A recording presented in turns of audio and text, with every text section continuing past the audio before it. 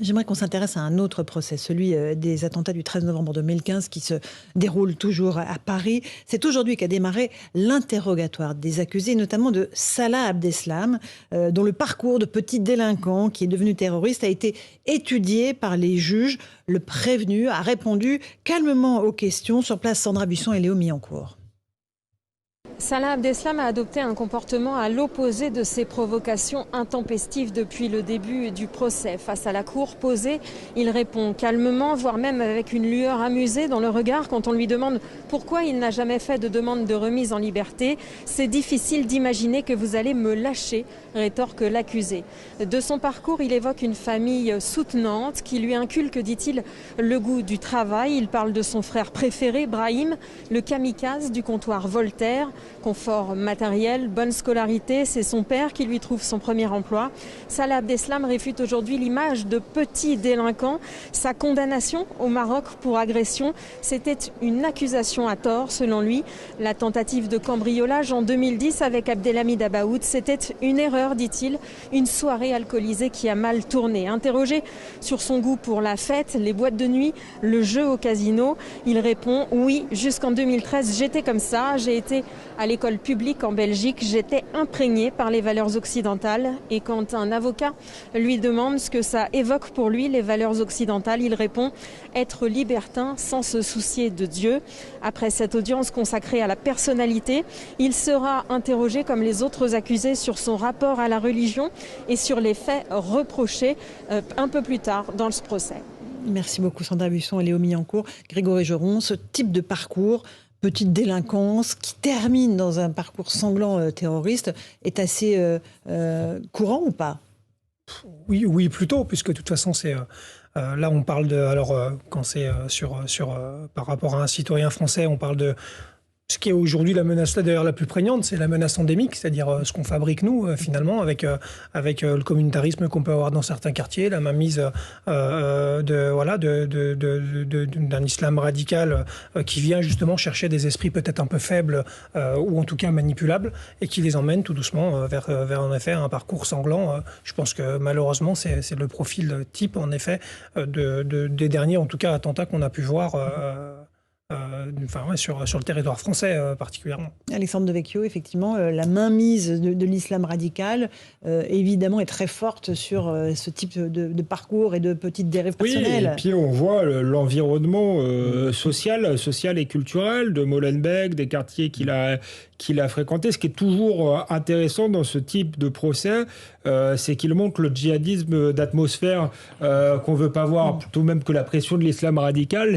On voit que les voisins, les amis, sans être tous des terroristes, mais partagent en partie la même idéologie, le couvrent. Donc, à travers Abdeslam, c'est aussi tout cet environnement, cette contre-société, je crois, qu'il faut combattre. Et puis, ça explose l'excuse sociale. On voit que Abdeslam, même si parfois dans ses déclarations, il joue un peu Cosette, il a voyagé, donc il n'était pas totalement, c'est pas totalement une victime de la société, et c'est pas la pauvreté qui l'a entraîné dans l'islamisme. C'est vraiment l'environnement, le partage de convictions et l'endoctrinement. Jean Garrigue.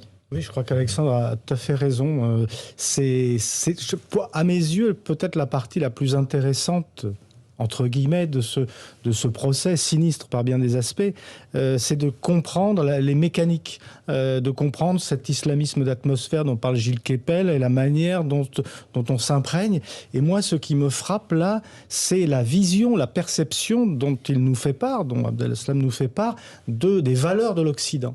C'est-à-dire qu'il y a une sorte d'effet pervers, une sorte de fascination par rapport à tout ce qui concerne, je veux dire, la partie la plus sombre, des paillettes de l'Occident, le jeu, les femmes, tout ce que vous voudrez, l'argent facile.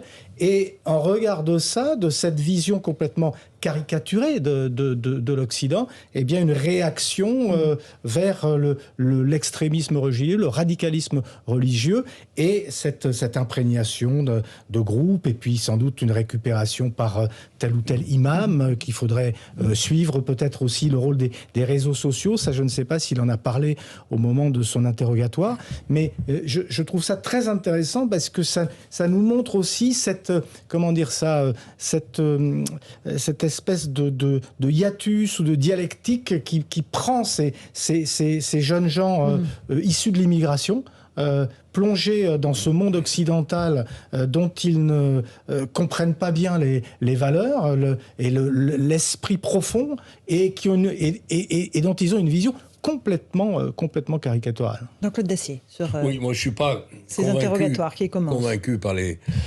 explications de ce monsieur.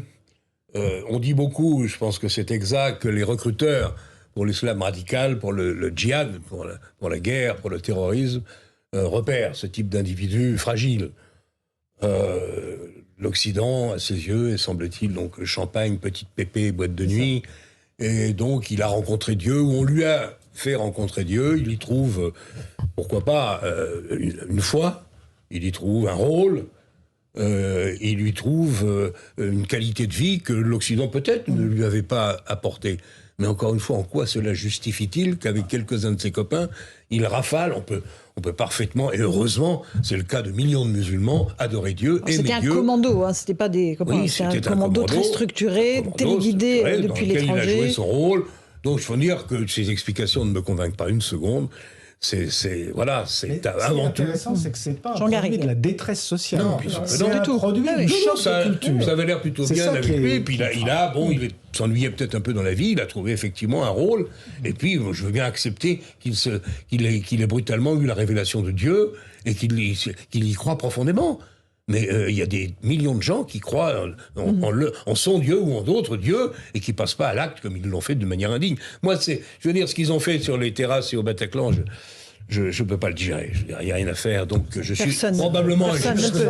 Je pense que, ces explications, personne ne peut. Après, le problème, c'est la porte d'entrée vers le rigorisme. Alors, le rigorisme religieux n'amène pas que des terroristes. Et heureusement, pour autant, ils passent tous par cette phase-là quand même, qu'on le veuille ou non. Et après, c'est le fait de placer simplement la loi de Dieu au-dessus des autres lois. Et c'est à partir de là. On continue le débat dans un instant, parce qu'on s'intéressera à ce qui s'est passé hier, gare Saint-Lazare à Paris, avec l'agression au couteau d'un homme qui criait Allah Akbar, qui a été blessé par les hommes de la sûreté ferroviaire. A tout de suite dans Punchline sur Europe 1 et sur CNews.